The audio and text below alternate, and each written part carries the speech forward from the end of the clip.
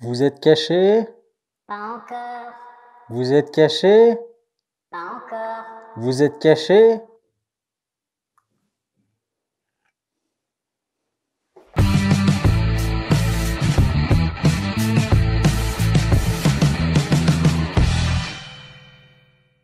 Aujourd'hui, nous allons parler d'une nouvelle série Netflix qui vient tout juste d'arriver sur la plateforme et qui nous vient tout droit d'Égypte.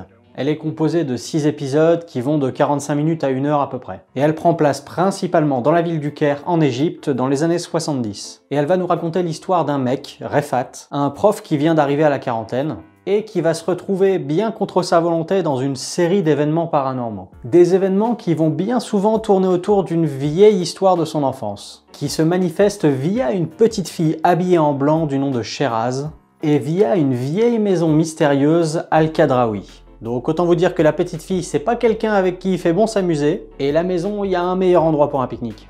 Ou pour une partie de cache-cache. Et cette base va être l'élément déclencheur de tout un tas de trucs étranges, et autant vous dire que ça va être de pire en pire.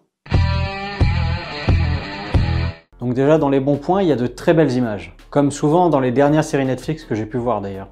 Bon, même s'il y a quand même quelques petites choses sur les images, mais j'y reviendrai plus tard. Déjà ce qui m'a plu, c'est que j'ai trouvé que la série avait de très beaux décors. Notamment déjà avec la grande maison au centre de la série dont je vous ai déjà parlé, mais notamment avec d'autres passages, notamment dans un désert. Et également d'autres décors illustrant les rêves du personnage. Je pense que c'est vraiment sur la maison qu'il y a le plus de boulot parce que avec les mêmes décors, il va falloir les représenter selon l'état de délabrement au fil du temps de la maison, selon s'il y a de la vie à l'intérieur ou s'il n'y a plus de vie, enfin il y a plein de choses qui peuvent changer tout au long de la série. Et au niveau de la mise en scène, je trouve qu'ils réussissent très bien à utiliser ces décors pour y perdre les personnages. Et justement, les personnages. Pour moi, le point fort de la série, c'est le personnage principal, Refat. J'adore le personnage de Refat. Je trouve qu'il marche très bien. Et ce qui est étonnant, c'est que ce personnage, il est quand même très souvent détestable. Pour le décrire rapidement, d'une part, il est professeur dans le domaine de la médecine, ce qui l'amène à être très carré, très cartésien. D'autre part, c'est un poissard qui l'a amené à devenir très pessimiste. Et surtout, il n'aime pas prendre de décision, même lorsqu'il s'agit d'histoires d'amour ou d'histoires familiales importantes. Et il réussit à mettre en avant ce caractère bien marqué avec plusieurs choses.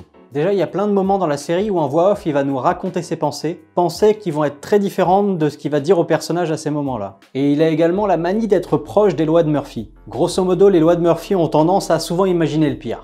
Il va même s'appliquer ça à lui-même au point de se créer les lois de Refat. Et en plus de tout ça, il va essayer de toujours tout expliquer, essayer de tout comprendre, tout interpréter, et même le noter sur le papier. Et là où toutes les lubies du personnage sont vraiment intéressantes, c'est que c'est via ce prisme-là qu'il va se retrouver dans le monde du paranormal. L'ironie du sort, un quarantenaire super chiant qui veut pas croire à ses conneries, qui pourrait bien devenir au fil du temps une des références du domaine. Et quelque chose que je trouve très pertinent avec la série dans sa construction, c'est que tous les éléments de la série de près ou de loin finissent par tourner autour du thème du labyrinthe. De base, Refat aime les petits labyrinthes sur papier. Dans sa tête, c'est souvent comparé à un labyrinthe dans le sens où il veut réussir à tout comprendre. Les décors et la manière dont c'est mis en scène font très souvent penser à des labyrinthes, si ce n'est tout le temps en fait. Et si on prend la série dans la globalité avec tous ces événements, c'est comme un grand labyrinthe que Refat va essayer de traverser. Et je trouve que c'est très pertinent d'avoir fonctionné comme ça pour créer un lien, même indirect, entre tous les éléments de la série. Bon, après, il y a quand même un truc que je pourrais lui reprocher à notre personnage de Refat.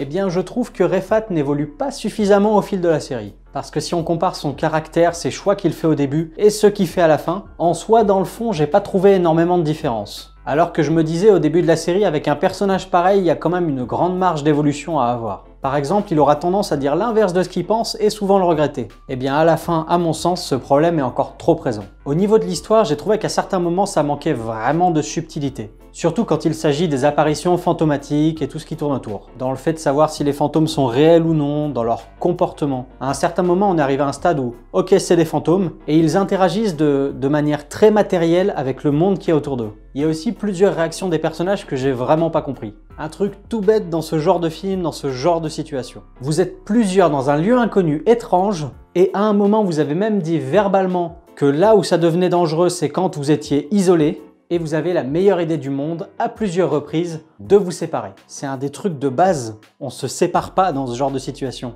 Ou le scénario finit par les séparer, mais de manière moins subtile et moins prévue de leur part. Genre par exemple, qui se retrouvent perdus même contre leur volonté. Donc voilà, ça pour moi, ça illustre qu'à certains moments, il y a des trucs un peu simplistes au niveau du scénario. Après, on a les effets spéciaux. Alors je parle surtout des effets spéciaux numériques. qui m'ont vraiment marqué à certains moments. Je pense que ceux qui ont vu la série savent de quoi je parle. Sur un épisode spécifique surtout, j'ai trouvé les effets spéciaux numériques vraiment pas beaux, au point que j'en suis sorti de l'épisode. J'étais vraiment étonné qu'ils aient insisté sur un truc aussi moche. Donc voilà, j'ai à peu près fini sur les points négatifs dont je voulais parler.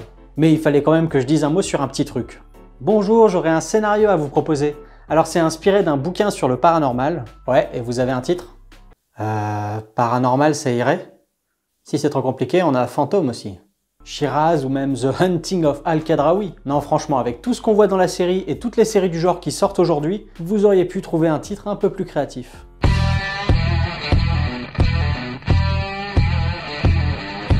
Donc en conclusion, même si j'ai eu un peu de mal avec les 2-3 premiers épisodes de la série, j'ai toujours eu envie de voir la suite. La grosse trame principale m'a vraiment accroché et je l'ai pas lâché jusqu'à la fin de la série. Donc malgré ses défauts, j'ai vraiment beaucoup aimé. Donc si vous aimez les récits paranormaux pleins de fantômes et de malédictions, ça pourrait bien vous plaire. Voire même vous angoisser par moments. Voilà, cette émission est terminée, merci de l'avoir regardée jusqu'au bout. N'hésitez pas à me laisser vos points positifs, vos points négatifs dans les commentaires. Si la vidéo vous a plu, à la partager, vous abonner, etc. Tout ça, vous savez. Sur ce, bon visionnage!